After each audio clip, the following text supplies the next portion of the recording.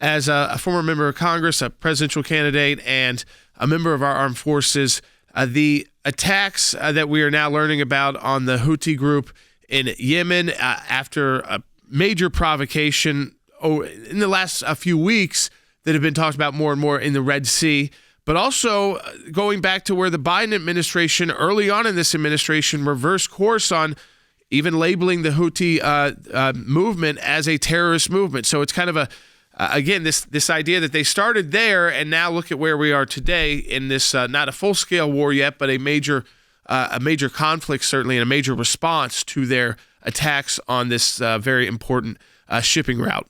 Yeah, Jordan, I think that's a perfect place to start is that this attack that was just launched by the U.S. and the U.K.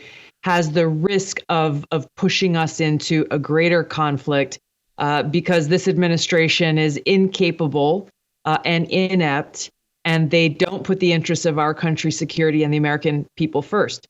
So if we go back to 2021, when the Biden administration took the Houthi terrorist group off of the terrorist list, you look at the Biden administration gifting Iran with over $6 billion, claiming that, they're only going to use this for humanitarian interest, when everyone knows that Iran was using that money and is using that money to continue to fund these proxy groups like the Houthis and Hamas and others.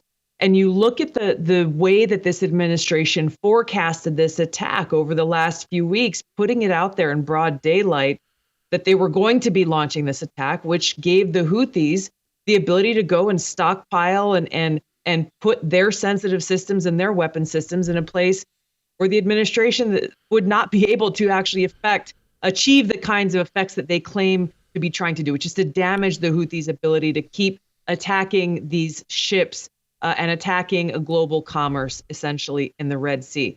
So where does this put us now? The important questions that we've got to be asking is of this administration and the war hawks in Washington who are supporting this move without really thinking it through is, what is your objective? Well, they say, hey, we need to do something. We need to deter the Houthis. We need to stop the Houthis. And this is an important step in doing that. That is such a naive statement because look at the past. Saudi Arabia, with a lot of U.S. support, and by the way, with no authorization from Congress, worked with Saudi Arabia in their war against the Houthis, which started in 2014. That war was waged for over 10 years. Guess who won?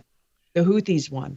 Sadly, with the cost of hundreds of thousands of innocent Yemeni civilians' lives, but it ended only recently in a ceasefire that the Houthis negotiated with the Yemeni government and Saudi Arabia. My point is, for leaders in Washington to think that going and launching attacks against the Houthis, as happened yesterday, is going to deter the Houthis, I don't know. Maybe they believe Santa Claus is real. No, the worst thing that could happen is that this even unintentionally sparks a greater conflict that this administration will push all of us, the American people, our taxpayer dollars and our troops into, once again, without any clear idea of what the objective is, what the cost is, and whether it actually ensures our national security.